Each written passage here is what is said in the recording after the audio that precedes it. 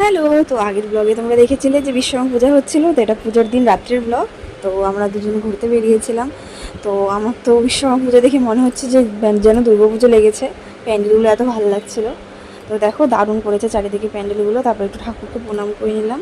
তারপরে এই আরেকটা প্যান্ডেলে চলে আসলাম। দেখো এখানে বাচ্চাদের খেলার জন্য কত কিছু করেছে, মানে মেলা মেলা ফিল হচ্ছে চারিদিকে, খুব ভালো লাগছিল দেখে।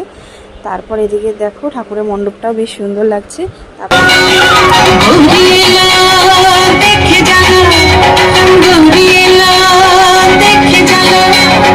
দারুণ সুন্দর ফাংশন হলো।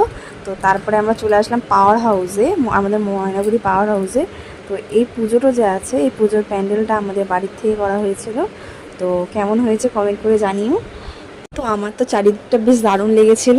তারপরে আমরা পুজো টুজো ঘুরে আরেকটা পুজো মণ্ডপে চলে গিয়েছিলাম, সেখান থেকে প্রসাদ নিয়ে তারপর বাড়ি চলে আসলাম। ভিডিওটি ভালো লাগলে লাইক করে দিয়ে চ্যানেলটি সাবস্ক্রাইব